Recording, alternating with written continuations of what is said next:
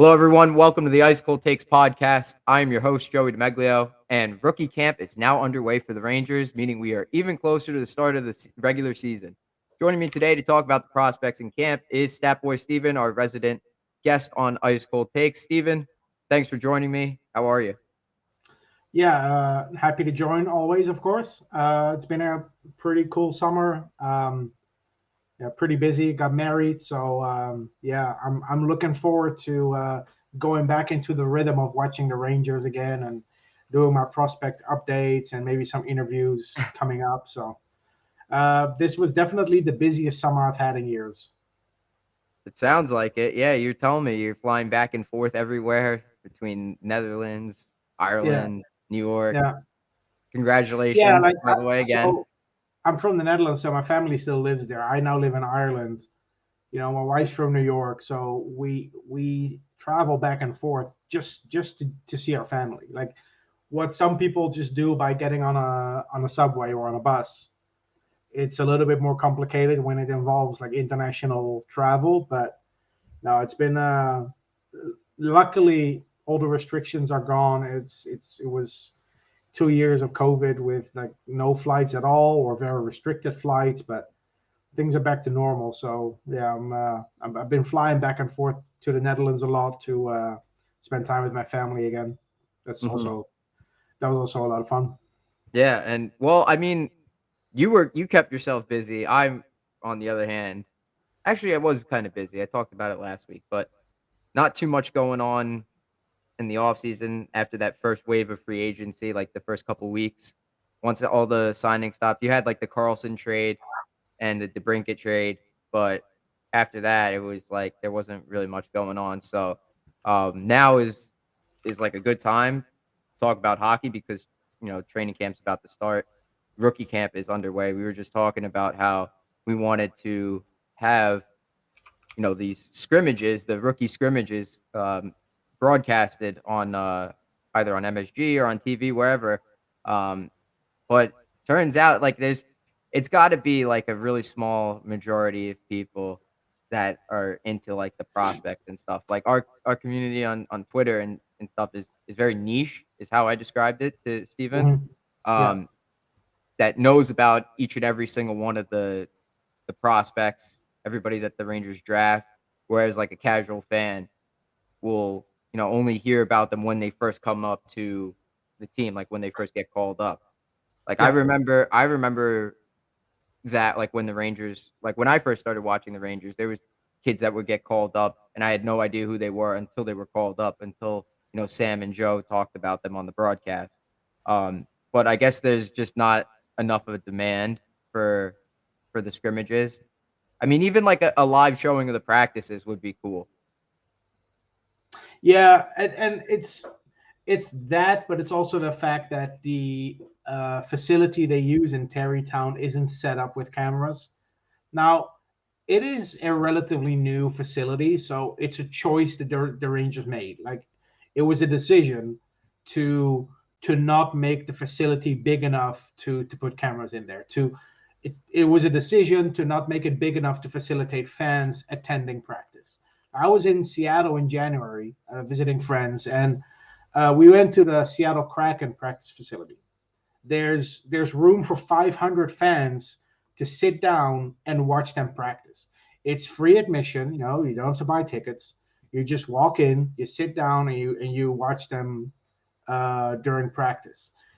The Rangers cannot do that because the facility doesn't have enough room next to the rink to have those bleachers or benches, which sucks. Like, let's be real here, because it would be so cool if over the past few years, of course, also if we didn't have COVID, but when we had top two picks in the draft, that fans can just go to Terrytown and attend a practice. Like, for instance, the Seattle Kraken, they they pick certain days, they announce it on their website where the practice is open to the public. And we went on, I think, a Tuesday, and there were like 200 to 250 people there. And I wish Ranger fans had that same opportunity, but unfortunately, that's not the case. So we have to rely on the coverage by Vince Mercogliano, Molly Walker, Colin Stevenson, who are all doing a great job at it. You know, they cover the Rangers during these camps with some video footage. They, especially Vince Mercogliano, goes really in depth with these prospects, asking them questions. So the coverage, at least, it's there. I just wish there was something that we could tune into for this. Y Yeah, and I'm going to get Colin on the show in a couple weeks too for that very reason because I know the Rangers don't, broadcast the practices or scrimmages, any of that Mhm. stuff. Like, you'd have to go to other teams to find that. I know, like, when the Rangers play the Flyers in, like, the scrimmage camps and stuff, the Flyers will broadcast those games, and I'll usually try and check those out. Yeah, and So, that's also because those games are played at the is it PPL Center in Allentown? it's another it's not the Rangers facility. No, it's an AHL arena. It's where the Lehigh Valley Phantoms play. It's also one of only a handful of arenas in the AHL that has HD camera setups. So you get a broadcast that's similar to what you get in the NHL. That's pretty cool. um, like not the same amount of angles and everything, but the quality of the cameras. It's really nice to watch a Lehigh Valley Phantoms game online or on TV. So the fact that the Rangers will play both games in Allentown this year makes me hopeful that we get proper coverage because the Flyers are in charge, not the Rangers. So Mhm. hopefully there's a quality stream we can tune into. I think it's tomorrow, Friday, and Saturday, the two Yeah. days that they're playing there. I always wondered why it always seemed like 480p on the AHL games for the quality. Now it makes sense. That's because most AHL arenas aren't equipped with the quality cameras you need for an HD broadcast. Makes And sense. the AHL doesn't bring in enough money toward Right. that kind of investment. Exactly. I was just gonna say it's kinda like just how, like, I would start a podcast, like, I would just do it on my I was starting it just on Zoom, like, off free stuff, like, I didn't really care too much about the quality Yeah. until I got Yeah, later on. when I do my prospect interviews, I just have like a Skype session or a Right. Zoom session with Brennan Othmann or Zach Jones Whatever or gets the job whoever done. whoever it was. And then sometimes I share little snippets of something that's interesting. I like to share the video of the player like explaining in their own words that point. And once or twice I had someone respond saying, "Oh, that's really shitty camera work, man." Like, yeah, but I don't do this for a living. Yeah. I don't go to Brennan Othmann's house and have a camera set up like, with microphones and lighting. No, I just reach out to him and we set up a Skype call, and he called me from, I think, his mom's iPad. So yeah, Whatever works. the lighting's not going to be great, but it is what it is. When I was talking to Zach Jones a couple of years ago, it was early in the season, like I think September or maybe even August, and he was just sitting on his parents' front porch on his phone, and it's not about the camera quality. And it's the same with the AHL teams. There's not enough. There's not enough to gain financially to make that investment.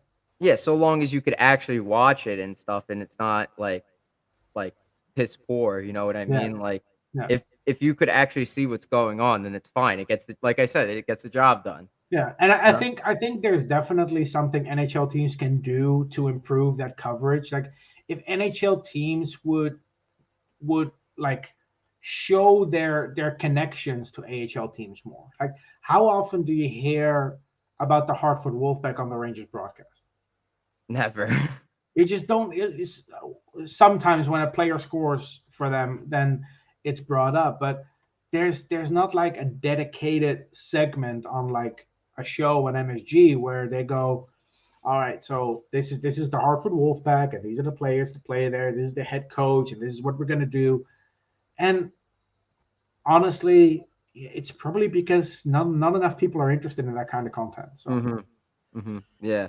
it And is what it is. I'm hoping that the MSG Plus app is available, like, on Samsung TVs and Roku and stuff like that because I have, like, the login information to Hmm. one of my cousins lives in New York, so I use his login information to watch, the Yeah, games, which saves me money, but I just need the app to be on the TV so I don't have to connect the cord from my laptop to my TV every other night to watch a game, you know what I mean? Like, it's a I big know. hassle, so I'm I hoping know. that, you know, they come up with, an app to put on the TV. Right now, it's available on the phones and, like, Chromecast.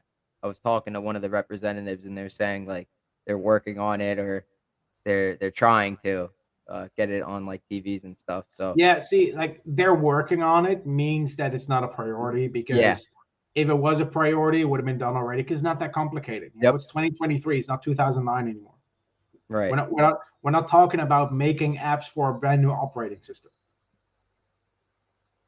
Just literally put it on the TV, like, the the TV does it, like, for all Yeah, the apps, like YouTube and Netflix, yeah. Xfinity Stream, like, for Roku and stuff like that, I I can't know, I imagine know. it being that hard. Sure, there'll I'm probably just be bugs and stuff, but MSG Go yeah, has maybe. bugs. Yeah, it's not like MSG goes bug free at the moment. It's Alright, true. yeah. Yeah. Well, anyways, I mean, rookie camp is underway. Um, there's noteworthy prospects. Of course, we know the names: Brennan Othmann, Adam Sikora, Will Cooley, and you could even throw in Matthew Robertson because this is like, what is this? His third, fourth year, maybe? He was drafted 4 years ago. Okay, so then this is his like fourth camp, rookie camp. So, I mean, if ever there was an opportunity for him to make the Rangers and play on the NHL squad, it's this year. Yeah, it's gonna be tough for him though, It will be, because yes, because the Rangers yeah, did sign Eric Gustafson, and he had a really good year last season. I could see it happening if there's injuries. mm, Like, to me, that's the first call up, but, uh, to them, I think but Ben then Harper's probably the first call up. but look, there's Gustafson. Then there's still Zach Jones, Yep. who's ahead of Robertson on the depth chart at the moment. Then you have Ben Harper. You have Connor Mackey, who played for the Coyotes last season. There's a lot of depth for like the third pair, if in case there's an injury. It's not going to be easy for Robertson, but yeah, at some point you're going to have to make a decision because if he doesn't play anytime soon, you end up with a Ryan Graves situation.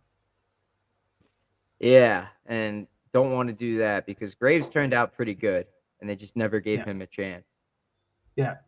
So we'll see what happens with Robertson, but yeah, I think on defense the team is pretty much set, but on offense that's where it's interesting. Yeah, offense is the interesting one. I think Will Cooley's got a good shot of cracking a spot in the Rangers Yeah. lineup. It depends on, like, I mean, you look at the guys like Nash and Belzile, right? I think Pitlick is a guaranteed roster spot because he's a true right winger, they were saying, and the Rangers don't have many of those guys, Mhm. on the team. So, this is an opportunity for Cooley to crack a spot in the lineup. Not like a top line player, more of like a fourth line player, I'd say, Yeah. right? Yeah, and I think the center depth is pretty much set. You have Zibanejad, Trocheck, Hedel, and then on the fourth line is going to be Goudreau or Bonino. And yeah, exactly. And then Goudreau could maybe move up to the third line if we need someone there. But VZ's going to be on the roster. Goudreau is going to be on the roster. There's no question there. Kakov, Wheeler, Kreider, Panarin, Lafreniere are all going to be on the roster. As you said, Pitlick is going to be on the roster. And then you have a group of both veterans and younger players that are going to fight for like maybe one or two spots in Othman and Cooley and Adam Edstrom, who came over from Sweden earlier this year. Adam Sikora, who's only 19, so it might be too soon for him, but who Yeah, knows? I was gonna say And that. then I'll and say then it's the too soon veterans, for him. the veterans you still have on the team, like Jake Lecision, Johnny Brodzinski, Anton Bleed, and then newly signed Alex Belzile and Riley Nash, as you mentioned.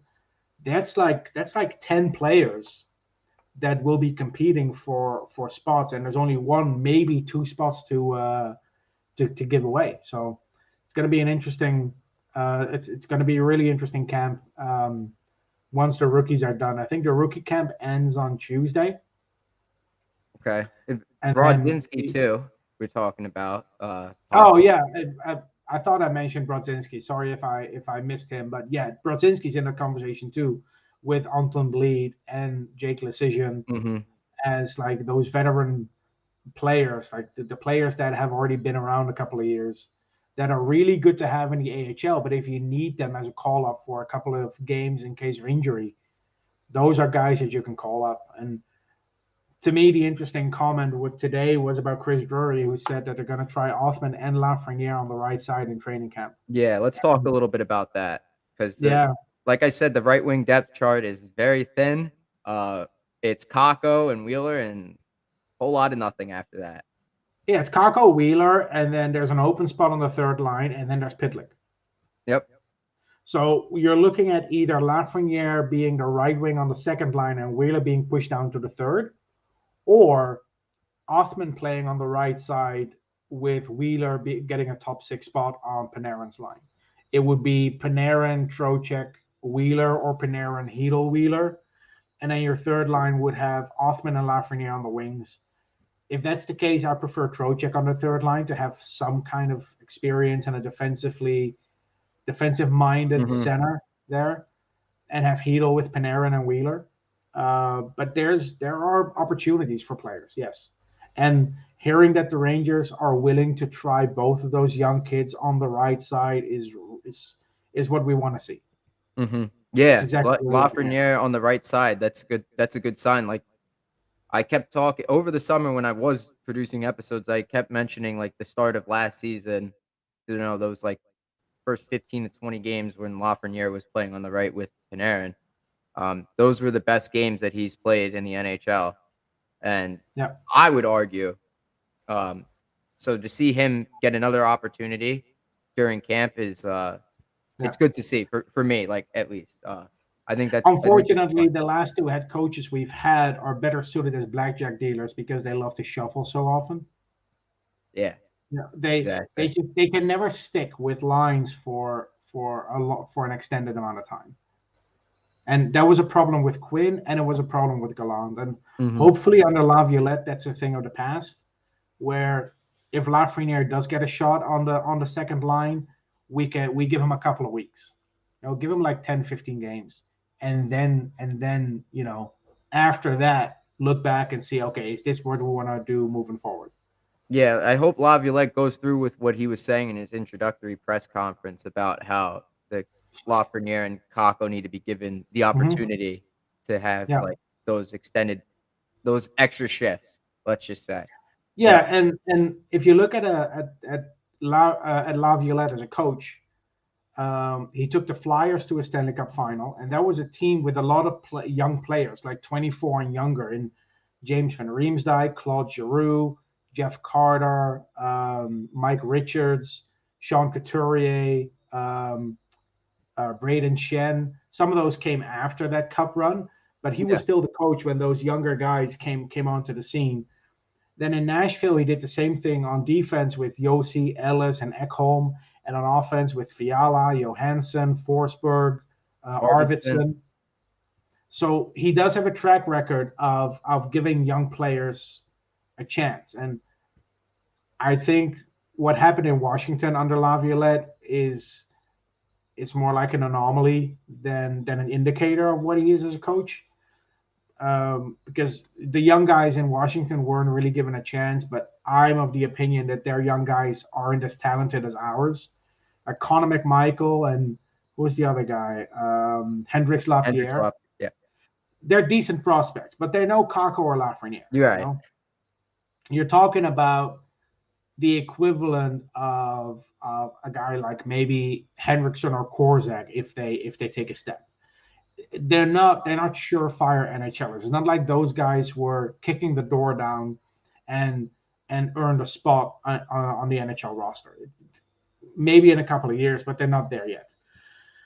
But what he did in Philly and especially in Nashville, that's a really good indicator of what we can expect from Laviolette when it comes to handling young players. And he Mhm, mentioned this in his press conference when he was announced as the head coach. mhm. He Yeah, and mentioned he mentioned those young players that he worked with.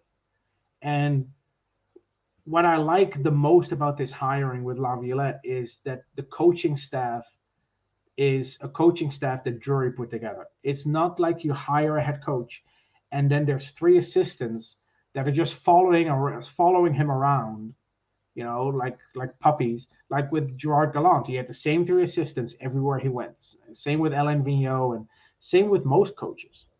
Yep. But now with Laviolette, they add Phil Housley, Michael Pekka, and Dan Muse, and some of them have experience working with Laviolette, but it wasn't like there was a a a standard group of assistants that was following him around everywhere. Kevin McCarthy, who was with him in Philly, Nashville, and Washington, didn't come to New York. So I really like the balance of experience with Laviolette and Housley, and then the newer guys in Pekka and Muse. I think that's a really good balance. Hmm.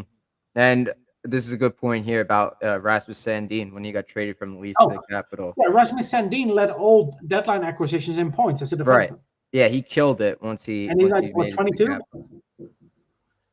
What's Yeah, that? he's like 22 years old. So, yeah, Sandin kind of proves that point that Laviolette has no problem giving Yeah. young players a chance if they're good enough. Right. So Othman being on the NHL squad is not like they're gonna they're gonna stunt his growth like we've seen in the past with like Kako, Hedel, Lafreniere, Zach Jones a little bit. Um, so with Othman, I mean, it's not a bad thing again to get him on the like if he kills it out of preseason, like if he has another preseason like last year, I thought he was good enough to make the squad. It just didn't. I don't think he was ready. I don't think it was part of the plan yet for him to make it. Like he had Yeah. some great moments in Mhm. preseason last season, but I think another year of like conditioning and stuff, or another year in the juniors, was a little helpful. It just sucked that he couldn't play in the AHL because of the Yeah. age Mhm. rule. Yeah. Um, Yeah, and what I really like about Othman, what he did this summer, because he came to New York for prospect development camp in July, which always happens right after the draft, where the most recent draftees show up, the kids that are in college, they come to New York for a couple of days, they all work out. After that was over, Brennan Othmann then spent some time in New York working out with some guys affiliated to the Rangers. Spent a couple of weeks in New York. Then he went on vacation, and then when he came back from vacation, he joined the Peterborough Petes for their training camp. When he's not even going to play for them this season, but he still wanted to be there, just to get some work in. And this guy has had two really short off seasons in a row. Like last year, there was the World Juniors that was postponed and then played in August, if you remember. mhm. And then this year, because the Peterborough Petes won the OHL championship, they played in the Memorial Cup, which went all the way through to like May or maybe even June. So he was playing hockey very late into the summer, and then spent all summer getting ready. Working on his skating, working on his physique, and like that's the dedication and Yeah, attitude you want to see from and your I first round. and I wanted to talk about that too because they did like he weighed in at what was it, 187, 188 pounds Yeah, yesterday, yeah, and I was looking at the elite prospects page right now, and it says 181, so that's not up to date, obviously, because yesterday he just weighed in, and he said yeah, he put on 10 pounds of muscle. So it makes sense. It's about 10 pounds there. Um, yeah,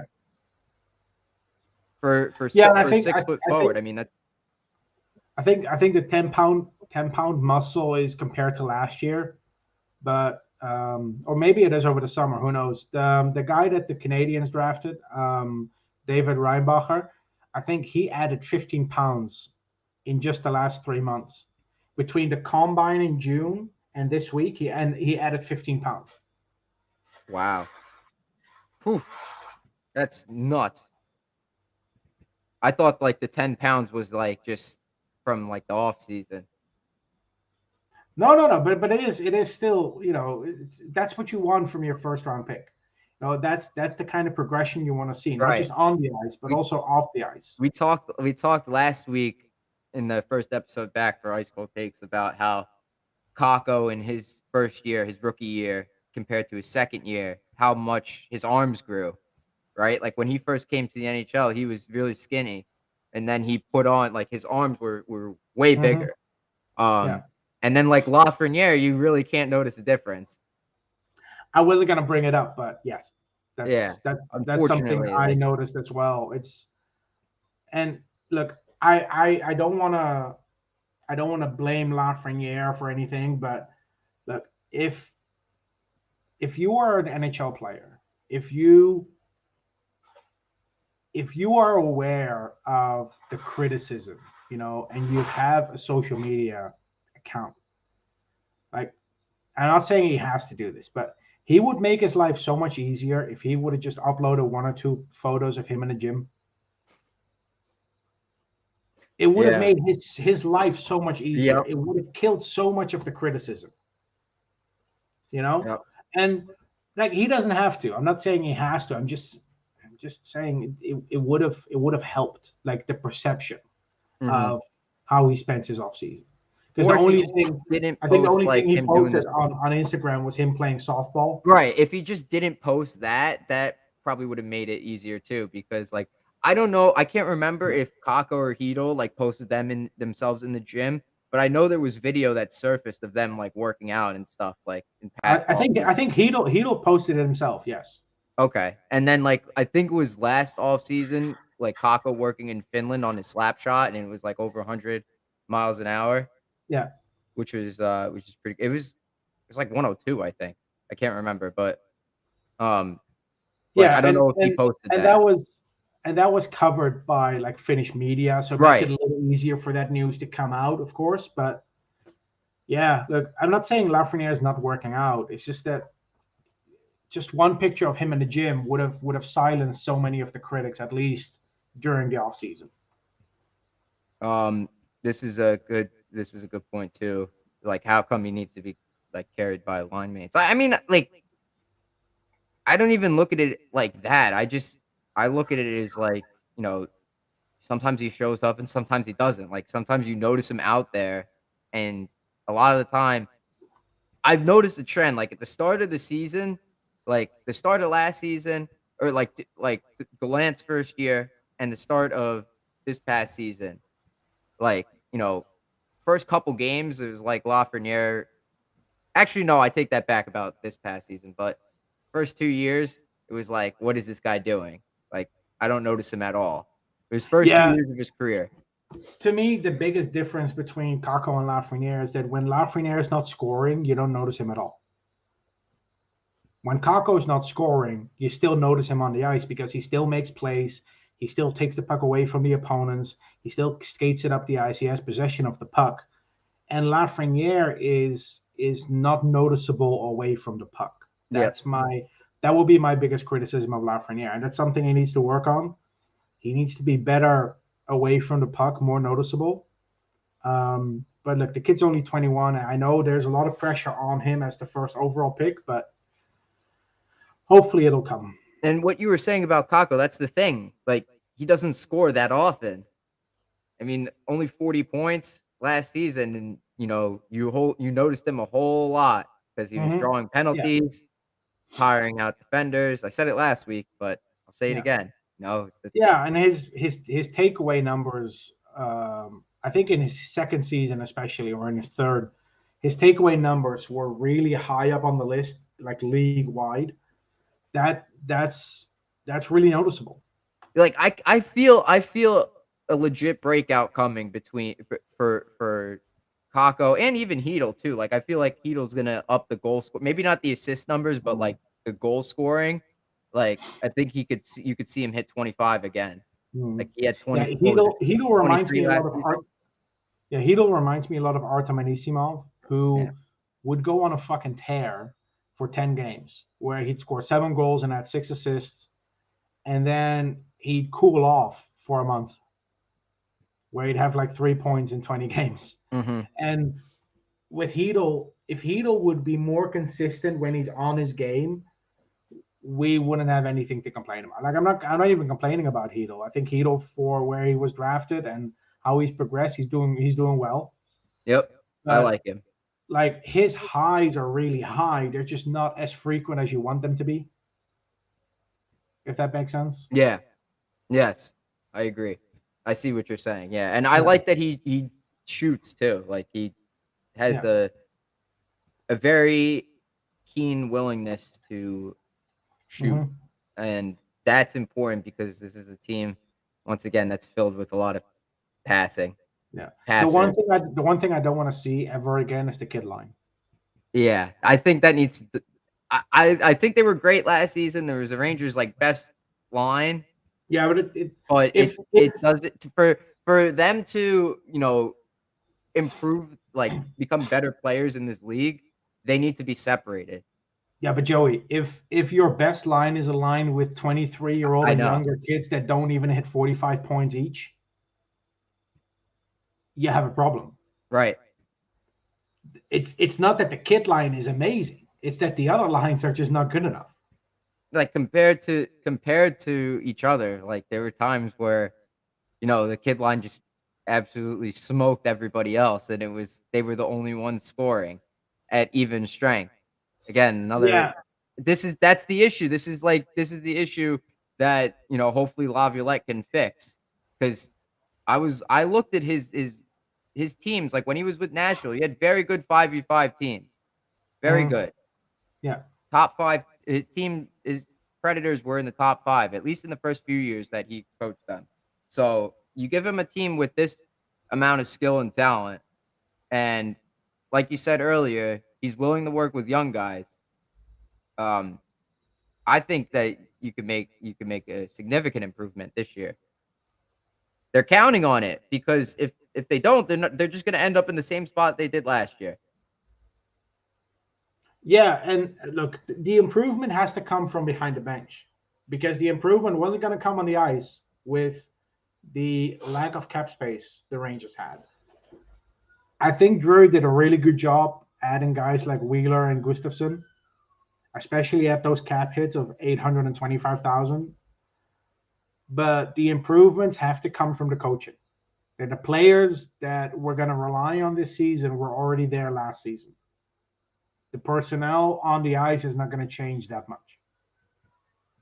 It's the personnel behind the bench that has changed. And if Laviolette can get more out of those top players, and maybe not even more in terms of production, because when you look at Panarin and Zibanejad hitting 90 points and Kreider scoring 35 goals, that's all great. And I think Trocheck had the third highest point total in his first season as a Ranger by a free agent in the salary cap era, behind only Marian Gaborik and Brad Richards.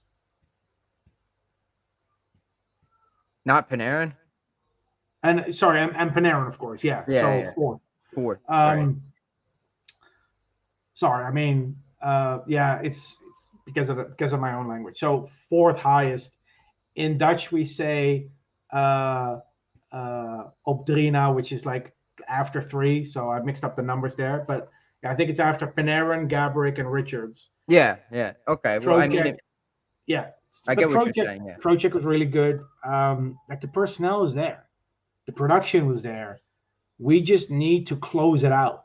Like when we have a lead, when we take a 2-goal lead into the dressing room, into the locker room, and you come back on the ice, that's when you have to close it out. The Rangers are absolutely terrible at closing out games where they have a lead. Some of the older listeners might remember this, but there was this thing on social media we referred to about 10 years ago called The Stat, where the Rangers were like 137, 1 and 17 when taking a lead into the third period. And that was over like a 6 or 7 year span where they only had one regulation loss when they took a lead into the third period. Mhm. That's what I want to see from this team again. When you take a lead into the third period, I want them to close it out. I That's where remember the that improvement's stat. going to come from. And the improvement's going to come from holding on to the puck, like playing a possession game instead of just dumping it and chasing it. Because my biggest criticism of this team last season is that once they enter the offensive zone, they do not hold on to the puck for more than 15 seconds. They never set up. They either shoot and there's a whistle, or they shoot and the other team recovers the puck. Whereas the opponents, when they Right. get into our zone, they have time to set up camp, light a fire, grill some what's this thing you grill on like the campfire? What do you call it? Like Dogs or marshmallows. the marshmallows. Yeah, you sit around the campfire with some marshmallows, like actually setting up camp. That's what opponents can do in our zone when they And it's when not they're just one comfortable. time either. You're right. Oh, It's like like it's 4, all it's 5, 6 all the times a time. game. A It's all period the even. time. It feels like, when people say the ice is tilted, it feels like the rink is narrower when we want to enter the zone. And it's, And like, then, gargantuan when but when we have to defend the blue line, it's like Moses parting the Red Yeah, Sea. You exactly. know, Yep. it's just, oh man, it's when we want to enter the zone, it's like a funnel. I don't know what it is. I don't know how this team became so allergic to zone entries. Yeah, and when it came in the playoffs, like, that big issue where that was just the most frustrating thing because they Yeah, couldn't get it in. yeah. The Rangers 9 out of 10 times scored from broken plays, which is great if it works, but it's not Can't something rely that on you can. broken plays. It's not something you can rely on. Right. Exactly. It's not something that you can replicate. It's not something you can work towards. Right, like, if they just were average at, Yeah, like, zone entries and stuff like that, then I'll take they were that. I'll already take doing average. Ranger Central in here said it before, like, if they could improve and be average in those areas, they were already doing damage as, Mhm. like, a piss poor team, like, on even strength. If they Yeah. just What? make it What? average, then Listen, they'll be this even this more, team this team is dangerous. this team was top five on the power play and top five in total goals scored in the league last year. And somehow we can never get it over the line without a heart attack. We Mhm. we can we can never just look back on a game and go, "Oh, that was nice. I'm gonna go to bed now." Right. No, no, it's never like that, is it? I think the NHL should give Madison Square Garden an exemption to serve alcohol in the third period. It's Kill the stress. we deserve alcohol in the third period when we Right. attend Ranger games. Yeah, yeah. I mean, like, it's a 60-minute effort. Remember, like, the Tampa Bay game, the first game of the season last year? That was a Mhm. complete effort. Like, that Yeah, needs but to happen more. like there are never, especially on the Gerard Gallant, there were never like 3 periods in a row that were identical. Never ever. It Nope. was like Jekyll and Hyde with this team, and hopefully Laviolette can fix that. Yeah. Hopefully. Um, Going back to Othmann real quick, I don't know about you, I kinda want Othmann to play a year in the AHL like, 'cause of just to work with Knobloch because Knobloch worked with a lot of younger guys. Hmm. Like, Yeah, look, I don't really care that much. I'm a big fan of Othman. I've met him a couple of times. He's a really great guy, and I really hope he does well. But if he goes to the AHL for a year, sure, go for it. Go down to the AHL, score a ton of goals, and then work your way up. If he makes the team out of camp, I'm happy too. But to me, there's no clear right or wrong answer here. I can make a case for both scenarios, but it will depend on how he does in training camp. mhm, When rookie camp ends on Tuesday, and when the roster players join, that's when his mission starts. Like everything up to next Wednesday, including this, is just preparation. mhm. If Othmann makes the team out of camp, unless there's an injury, Patrick Kane's not coming back because I know he's still unsigned, and I don't think the Rangers are gonna sign him unless it's, dirt cheap because they don't have any salary cap space. Um, but Kane won't be coming back if Othmann makes the team out of camp unless there's an injury. Yeah, who knows? Look, Pitlick's not going to last the whole season. The last time he played a full season was 2017-18. It's a long time. So there are going to be injuries at some point. I don't even want to think about Patrick Kane. Look, maybe he'll sign with us, maybe he doesn't, but I just want to focus on training camp now and Hmm. see which kids have a good opportunity to make it. I think Yeah. there's three, not four. I'm gonna four. I'll name four guys that I think have a chance to make the team. We Okay. spoke about Othman, Othman, Cooley. Cooley, Okay. obviously, Zach Jones, which I think is more a given because Yeah. he's no longer waiver eligible. So he Yeah. has Yeah. I don't to. think. I think he has his spot. He's going to be the new Hayek. He's going to be on the team whether he plays or not. Hopefully not as bad as Hayek though. My wild card, though, my dark horse to make the team at some point during the season is Adam Edstrom, Okay. because this guy, I think he's 22 now. He's turning 23 before the end of the year. He's a center, right? He plays center and he plays wing, and his style is tailor made for the fourth line. Um, you can compare him to Elmer Soderblom of the Detroit Red Wings if you've seen him play. I have He's not. he's he's big. Adam Edstrom, I think, is 6'7" or 6'8", uh, over 220 pounds. Really good frame. And when he was playing in Sweden, he was too physical for that league. He would get suspended for hits that in the NHL aren't even a penalty. So I think he'd be tailor made for a fourth line role. Maybe not straight out of camp, but down the line, maybe around Christmas, around the All-Star break, if Tyler Pitlick gets injured, I wouldn't be surprised to if he gets a call up, because That kind he of like is. how Cooley did, but Yeah, his was more of a promotion.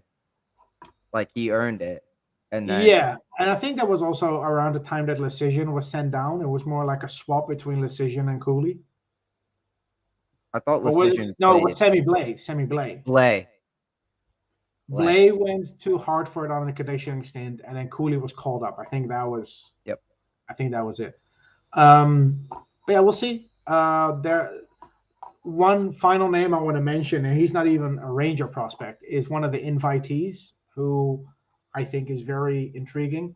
18-year-old James Petrovsky, who plays for the Owen Sound Attack in the OHL, used to play for the Flint Firebirds with Brennan Othmann. He was undrafted this year, and the Rangers could sign him to an entry-level contract. I think the deadline is September 30th. They can sign him to an entry-level contract, and then he could go back to juniors for 2 years while his ELC slides, and they would basically get a free defensive prospect out of it. It would be kind of similar to the Flyers with Philippe Myers a couple of years ago. I'm not saying it's going to happen, but I find it interesting that an 18-year-old defensive prospect undrafted is getting an invite to rookie camp after he was at prospect camp in June. Mm-hmm. So it seems like there's definitely some interest there. So yeah, we'll see. And then I was Sahil gonna. Panwar is a forward who also played with Othman in the OHL. He signed an AHL contract with the Hartford Wolfpack, so he'll be in Hartford anyway, but he cannot be called up. He has to sign an NHL contract first if he does. I was gonna say about the tryouts, like the PTOs. Drury said like there's no plans right now for any PTOs because, And and I I know don't last think, year they did it with VZ. It would seem like it would be a good idea to do it this year, but yeah, I but don't know who's out there. it's not just that. I don't think we need any PTOs. Right. That's Because if you look at the defense, so look at goaltending. We have Shashturkin as the starter, we have Quick as the backup, and then right. we have Louis Domingue, Dylan Garand, and Telen Boyko in the minors. That's fine. That's good. You're set at goaltending. Goaltending is good. On defense, you have Lindgren Fox, Miller Truba, and then let's say Gustafsson Schneider with Jones as the seventh, right? After that, you have Ben Harper, Connor Mackey, who played in the NHL last year, Mac Hollowell, Ty Emerson, Brendan Scanlon, Matthew Robertson. That's seven defensemen already that you have Mm-hmm. that could fight for a spot. You don't need a PTO there. And then on offense, we talked about Wheeler that we signed. We talked about Pitlick. We mentioned Benino, but Hmm. we also signed Alex Belzile. We signed Riley Nash. We have Anton Bleed, who we traded for last season, still in the AHL.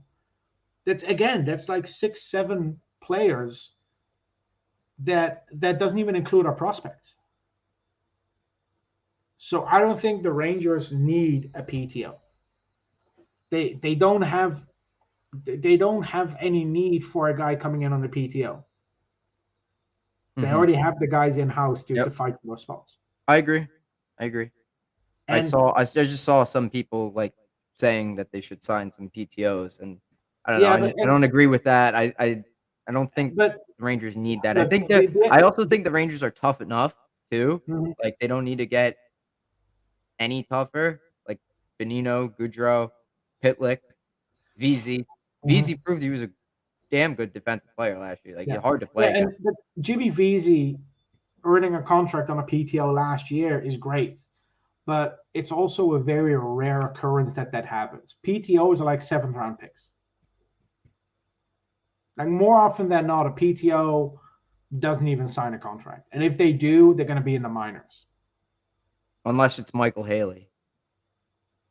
Unless it's a guy like Michael Haley, and I think Ryan Malone at some point earned a contract, but he was gone after a couple of weeks. The Hmm. last good player to come in on a PTO before Jimmy Vesey was Anton Strawman in 2011. He was a waiver pickup, I think. No, he came in on a PTO. He was, I think he attended the Devils training camp, and they cut him. And then the Rangers gave him a PTO. And then after training camp, they signed him. Played for the Rangers for 3 years. And then he became one of the most underrated defensemen in Tampa. Yep. I But loved nine out him. of ten He was times a great. PTO is not that kind of player. 9 out of 10 times you end up with AHLers or tweeners. Like you remember Chris Newberry? Yes. I thought we were never going to get rid of that guy. Mhm. He was always there. Which is great if you're still looking for depth and if you're looking for experience in the AHL. Like years ago, we had like Peter Holland and Paul Carey and Cole Schneider, I think. David Desharnais. David Desharnais. Those are guys that you can really use, but in the AHL, we already have those guys. Desharnais, who is also still on ESPN's fantasy projections for fantasy hockey as a Oh, is member he? of the Rangers. Yeah, we were looking at it last week. Desharnais, Libor Hayek, and Tarasenko are still Rangers. I should because I have my fantasy hockey draft this Sunday. Okay. I should try to convince some people to draft some players that are not even in the league. Right. Yeah. Like Desharnais is there. I remember a couple of years ago there was a second Mike Hoffman in the ESPN fantasy player database. I picked up Mike Hoffman as a free agent pickup, and then I traded him to someone for Artemi Panarin when he was still with Chicago. But it was the other Mike Hoffman, and the guy didn't know. That was funny. Oh, fleece deal Uh, there. Yeah. that was yeah. I basically got Panarin for free. There you I go. think it was a rookie season. Just like the Columbus trade, Yeah, like the one in real life. that always reminds me of the fact that Brendan Saad was traded 3 times, and all 3 times the Chicago Blackhawks were involved, and all 3 times they lost the trade. Right. Yeah. Yep.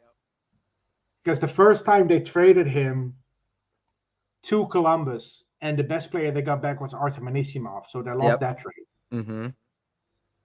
Then they traded Panarin to Columbus to get him back, so they lost that one.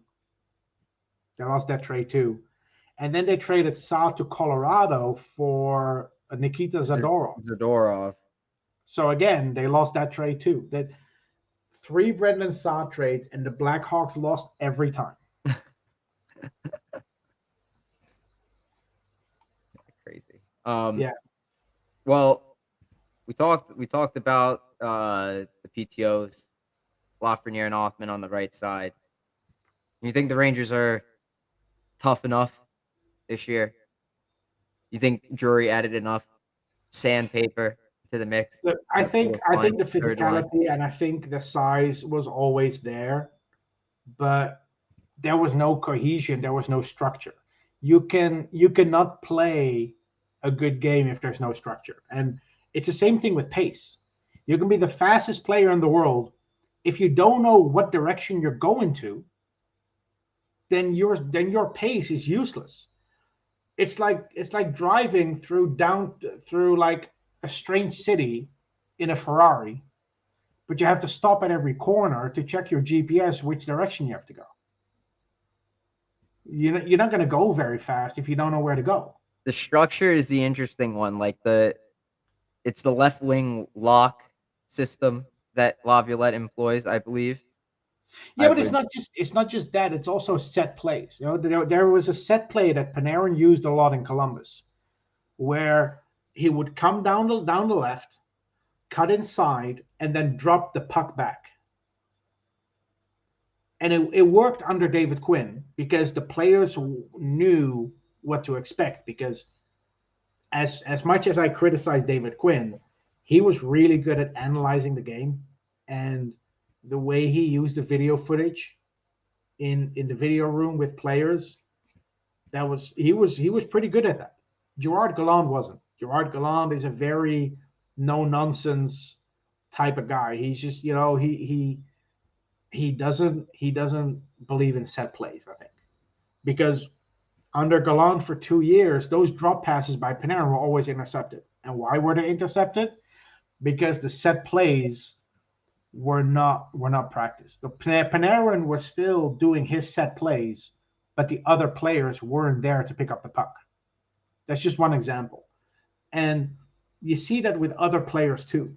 Like if you don't know where to go, then you're going to be confused. You're gonna go, okay, maybe I go to the left, maybe I go to the right, but under Laviolette that will improve, and hopefully it'll improve enough where both in the physicality department and the pace department mhm.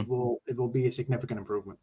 Yeah, we'll see. We'll have to see what goes on for the Mhm. turnovers for Panarin because I know in the playoffs too that was a big issue. Drury Yeah, talked a little bit about that today too, and that he wants to redeem himself, Panarin, like he's ready to play. yeah. I'm ready to watch. So hopefully he has a good camp, comes in to the season ready to go, and I think 100 points this year is what he needs to do. I mean, the guy has hit 90 points every year as a Ranger, 4 years in a row. Right, And the first 2 years he was on pace for 113, but both seasons were cut short right. because of COVID.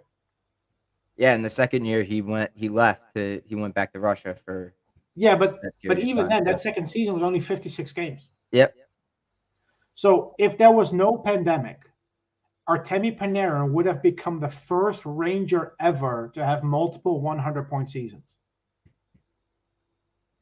He could still No, do it too. no player in Ranger history has done that twice.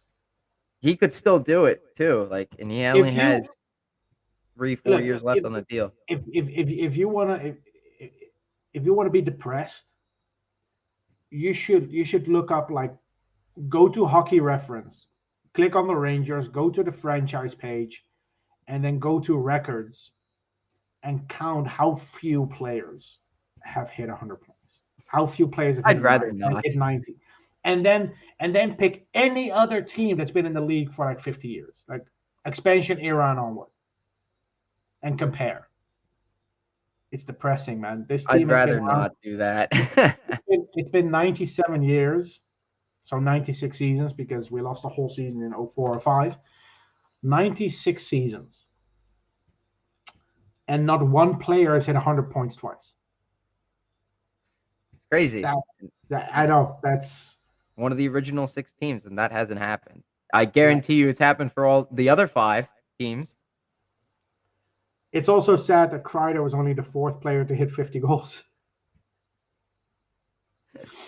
I will say though, I think Well, fifth. Zibanejad could hit I 50 think this fifth. year Yeah, too. Rattel, Hatfield, Graves, Yager, Kreider. But still, 5 players to hit 50 goals for a team that's been around for a century. That's I not a good. think Sabanajad could make it 6 this year. Mm, maybe, maybe. Assuming a full all 82 games, fully healthy, no Yeah, injuries. No, I think he could hit 50 this year. yeah. Look, like I said, the He's got biggest to start scoring improvement. some even strength goals, though. Yeah, the biggest improvement that can be made is behind the bench, and I think it's going to be a big change. So, Yeah, fingers and I'll crossed. and I'll rehash my point from last week too. I think it'll take a little getting used to, like whatever the new system, the new style under Laviolette. They might struggle out of the gate, so I won't be surprised if that happens. Yeah, I'll be upset, of course, because I'm a fan, but you know, uh, I think it'll take a little getting used to. Who knows? Maybe they'll yeah. prove me Maybe wrong and they'll come out firing. maybe the team will have a slow start, and we shouldn't jump ship right away. We'll need to give it a couple of weeks, but Right. yeah, Yeah. Well, we gotta see. Like the season hasn't even started yet. Hopefully they come in motivated, ready to go, yeah, stuff. But if they lose a few games in the first couple weeks of the season, there's like 82 games. So what? Let's say like 10 games are out of the way. Right? Like you have 72 games, 70 games left to make it up. yeah. And look, I think the Rangers are still going to finish top three in the division. I don't think, aside from the Devils and Hurricanes, there's a team that will finish ahead of the Rangers. Yeah, I don't think the Rangers are gonna. I don't think I agree with you on that, and I don't think the Rangers are good enough to win first place or second in the division. I think third place is right about where they're going to be, Yeah, true. unless a major injury happens to one of those to the Devils or the Hurricanes, or the Rangers just absolutely storm and like crush it the entire year under Laviolette. I can't see it happening. Yeah, let's hope so. I'm just glad hockey's back. Yeah, me too. I'm glad hockey is back too. We're gonna wrap up this episode. Steven, thanks All right, again for joining me. Always a pleasure talking with you, talking hockey with you. anytime. All right, we'll see you guys next week. All right, bye.